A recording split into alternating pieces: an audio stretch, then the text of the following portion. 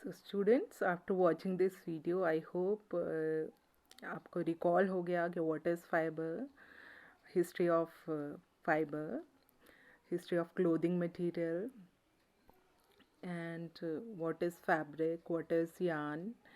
तो I don't think कि आपको ये चीज़ें फिर से बताने की ज़रूरत है। सो let's get started with our next topic, classification of fibre. ये भी आपने ऑलरेडी पढ़ लिया था, लेकिन थोड़ा सा रिकॉल कर लेते हैं। जो भी क्लोथ्स आप पहनते हैं, आपको पता है क्लोथ्स कितनी तरह के होते हैं, कहाँ कहाँ यूज़ होते हैं। ये भी एक्टिविटी आपने 6 में की थी। एक एक्टिविटी, एक लिस्ट बनाई थी हमने कि कहाँ कहाँ पे क्लोथ्स यूज़ होते हैं, कहाँ कहाँ पे क्लॉथ यूज़ होता है। तो क्लोथ्स उस फैब्रिक को कहते हैं जिसको स्टिच करके हम पहनते हैं। लेकिन क्लॉथ क्या होता है? Unstitch material. तो क्लॉथ को भी यूज़ किया जाता है, जैसे कर्टन में यूज़ करते हैं, बेड लिनन में यूज़ करते हैं, आपके किचन में यूज़ होता है, डस्टर या कोई कवरिंग क्लॉथ के रूप में यूज़ होता है, या टेबल क्लॉथ यूज़ होता है। तो ये भी एक्टिविटी हमने की थी। तो ये जो क्लॉथ मटेरियल है, it can be classified into two categories, that is natural and synthetic. और कैसे पता लगाया जाए कि कौन सा नेचुरल है कौन सा सिंथेटिक है, इसके लिए भी हमने 6 क्लास में एक एक्टिविटी की थी, बर्निंग एक्टिविटी की थी। I hope you remember. अभी मैं इसको रिपीट नहीं करूँगी। अगर आपको याद नहीं है तो आप 6 क्लास की नोटबुक निकालिए या बुक निकालिए और दोबारा से पढ़िए कि कौन सी एक्टिविटी आपने की थी। तो चलिए आगे बढ़ते हैं। Cloth material is of 2 types, natural and synthetic.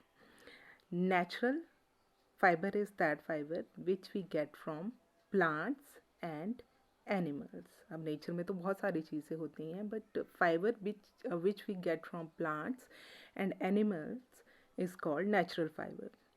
तो फाइबर ऑफ प्लांट्स में क्या क्या पढ़ा था आपने? कॉटन था, जूट, फ्लैक्स, ये 3 चीज़ें आपने 6 क्लास में पढ़ी थी। एंड फाइबर्स ऑफ एनिमल्स, वूल, जो आप डिफरेंट एनिमल से प्राप्त कर सकते हैं, एंड सिल्क। और synthetic fibre is man made fibre, जिसको फैक्ट्रीज़ में केमिकल कंपोजिशन से तैयार किया जाता है, वो सिंथेटिक फाइबर होता है। ठीक है। Now what is natural fibre, वो थोड़ा सा रिकॉल कर लेते हैं। वैसे तो आपने वीडियो देखा, उसमें आपने अच्छे से रिकॉल कर लिया था, लेकिन एक बार फिर से देख लीजिए। देखिए पिक्चर देखिए, कॉटन है, सिल्क है, वूल है, जूट है, इन सब में क्या कॉमन है? क्या कॉमन है? सभी क्या है? नेचुरल फाइबर, क्योंकि cotton we get from plants, silk we get from silk worm animals, wool we get from animals, and jute we get from plants. And those fibers which we get from plants and animals are called natural fibers. So the fibers which are obtained from plants and animals are called natural fibers. और इसके example तो आप देख ही रहे हैं। And synthetic or man-made fiber, the fiber that are synthesized in laboratory are called man-made or synthetic fibers. कुछ examples हैं, nylon, polyester, मखमल, फर एट्सेट्रा। और आपने 6 क्लास में ये एक्टिविटी भी की थी। आपने टेलर की शॉप विज़िट की थी और वहाँ से कुछ नेचुरल फैब्रिक और कुछ सिंथेटिक फैब्रिक के पीसेस कलेक्ट करके पेश किए थे। ठीक है। चलिए, तो अब थोड़ा सा कॉटन के बारे में जान लेते हैं। तो cotton plants are usually grown at places having black soil, अगर आपको याद हो। और ये कहाँ पे होते हैं? वार्म क्लाइमेट में होते हैं।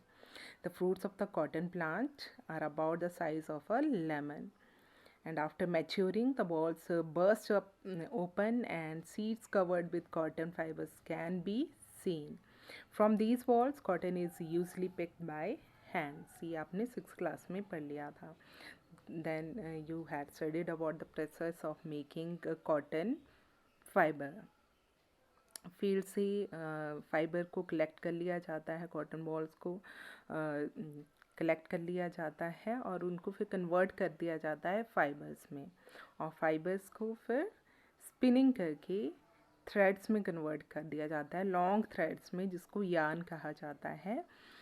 और यार्न से फिर वीविंग की जाती है और उससे फैब्रिक बनाया जाता है। तो 3 स्टेप्स इसमें इन्वॉल्व थे, प्रेपरेशन, स्पिनिंग एंड वीविंग। तो सबसे पहले क्या किया जाता है, जो कॉटन बॉल्स आते हैं उनमें सीड्स भी होते हैं, तो कॉमिंग करके सीड्स को सेपरेट किया जाता है। This process is called ginning in cotton. If you remember, उसको क्या कहा जाता था, ginning. So ginning was traditionally done by hands. These days machines also used for ginning. ये देखिए एक मशीन की पिक्चर दी है जिसको गिनिंग के लिए आजकल यूज़ किया जाता है। Then you had studied about jute in last class. Jute कौन से पार्ट ऑफ प्लांट से मिलता है? If you remember, flower, leaves? No, it is obtained from, yes, you remember, stem से मिलता है। It is cultivated during rainy season. In India, jute is mainly grown in West Bengal, Bihar and Assam. Even Himachal Pradesh में मैंने आपको अपने बचपन की बात भी बताई थी कि किस तरह से हम भी जूट निकालते थे। The stems of the harvested plants are immersed in water. पानी में डाल दिया जाता था, कोई स्टील वाटर वहाँ पे उसको रख दिया जाता, कोई हैवी वेट चीज़ उसमें उस पिक के ऊपर रख दी जाती थी। और कुछ दिनों के बाद जब स्टेम थोड़ी मॉइस्ट हो जाएगी, पानी उसमें चला जाएगा, तो फाइबर्स को अलग कर लिया जाता था, हैंड से मैनुअली ये काम किया जाता था, और उन फाइबर्स से फिर रोप्स बनाई जाती थी। देन फाइबर तो फिर अलग हो गया, फाइबर तो बन गया, उसके बाद फिर क्या किया जाता है, फाइबर से यान बनाई जाती है। वही यान जो आपने फाइबर लेके स्पिन करके यान बनाई थी ना, आपने तो एक छोटा सा स्टैंड बनाया था, लेकिन यान क्या होता है, वो लॉन्ग थ्रेड्स होते हैं जिनको फिर क्या किया जाता है, रोल कर दिया जाता है ना। तो वो स्पिनिंग कैसे की जाती है वो भी आपने पढ़ा था, एक तो तकली से की जाती है या फिर चरखे से की जाती है। आजकल तो थोड़ी एडवांस मशीन्स आ गई हैं जिनसे स्पिनिंग की जाती है, लेकिन तकली के बारे में आपने पढ़ा था 6th क्लास में। चरखे की तो आपने पिक्चर भी पेश की थी। और लार्ज स्केल पे स्पिनिंग कैसे की जाती है, with the help of spinning machines. ये देखिए स्पिनिंग मशीन की एक पिक्चर दी गई है। उसके बाद वीविंग, आपने वीविंग की एक छोटी सी एक्टिविटी की थी, इफ़ यू रिमेंबर। आपने फाइबर से तो नहीं की थी, यार्न से तो नहीं की थी, आपने 2 कलर्स के पेपर लिए थे, उनके थिन स्ट्रैंड्स बनाए थे, जैसे यार्न होती है बिल्कुल वैसे ही, और उससे वीविंग की थी, है ना। और तब आपने वीविंग और साथ में आपने निटिंग भी की थी। निटिंग क्या होता है, सिंगल थ्रेड से की जाती है, सिंगल यार्न से की जाती है, लेकिन वीविंग में क्या होता है, 2 थ्रेड्स या 2 यार्न्स यूज़ होते हैं। So weaving is a method of textile production in which 2 distinct sets of yarns or threads are interlaced at right angles to form a fabric or a cloth.